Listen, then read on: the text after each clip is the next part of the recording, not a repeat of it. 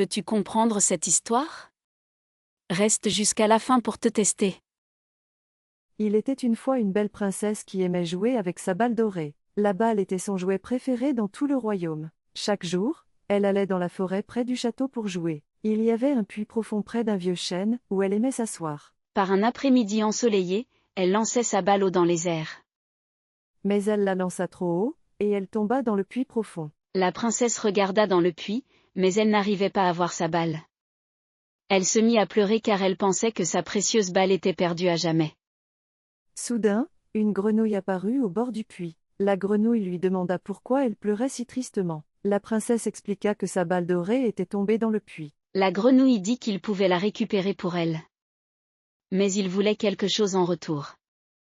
Il demanda à devenir son amie et à vivre avec elle au château. Il voulait manger dans son assiette et dormir dans son lit. La princesse accepta rapidement, pensant que la grenouille ne quitterait jamais le puits. La grenouille plongea dans l'eau et revint bientôt avec la balle en or.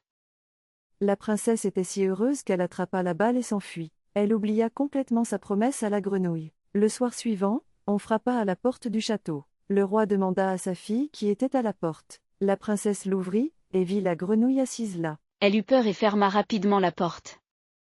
Le roi remarqua son comportement étrange et demanda ce qui n'allait pas. La princesse dut raconter à son père la promesse qu'elle avait faite. Le roi était un homme sage qui croyait en l'importance de tenir ses promesses. Il dit à sa fille qu'elle devait honorer sa parole. La princesse était malheureuse, mais elle dut laisser entrer la grenouille. La grenouille sauta jusqu'à la table où la famille royale mangeait. Il demanda à la princesse de le soulever pour qu'il puisse manger avec elle. La princesse ne voulait pas toucher la grenouille visqueuse. Mais son père lui lança un regard sévère, alors elle le souleva. La grenouille mangea joyeusement dans son assiette dorée. Après le dîner, la grenouille dit qu'il était fatigué et voulait dormir. Il rappela à la princesse sa promesse de le laisser dormir dans son lit.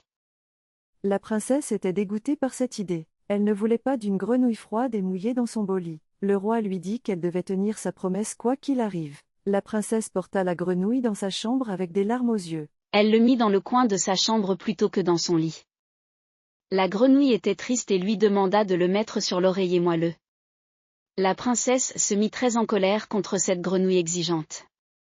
Dans sa frustration, elle le prit et le jeta contre le mur.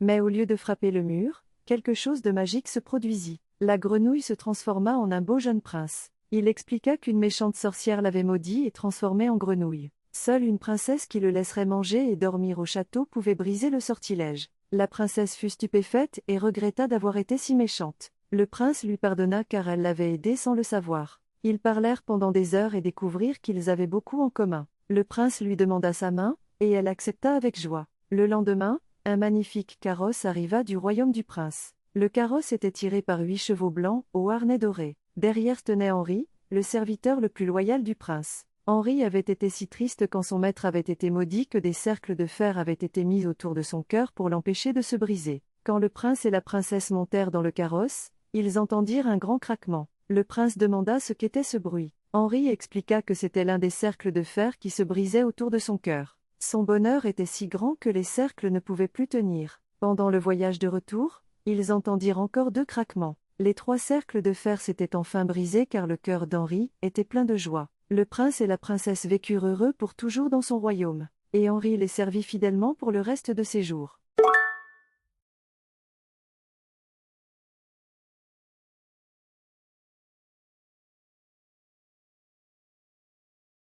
Apprends avec lingostory.app.